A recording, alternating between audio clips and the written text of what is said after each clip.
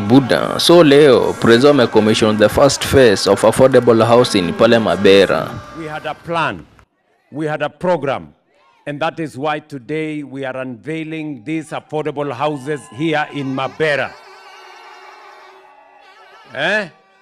Nani angejua ati sio Migori, ati sio Kehancha, ati ni Mabera niko manyumba ya affordable housing?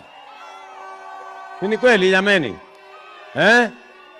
Manyumba kama hii kawaida inaonekana Nairobi sana sana hapo katikati na Kisumu, si ndio?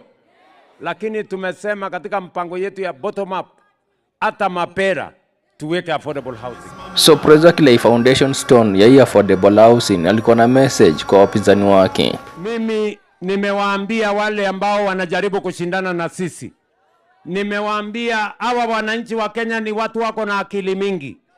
Kila kiongozi anapimwa na ile kazi amefanya.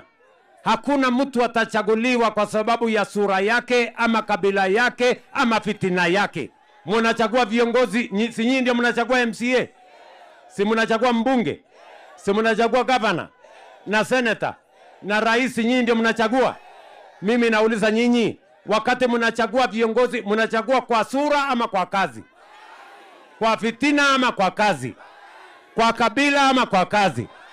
Si kazi ndio kila mtu ataamulia hapo? Ama mnasemaje? Kama mtu hana mpango ya kazi mtampatia nafasi? Kama mtu hana sera mtampatia nafasi?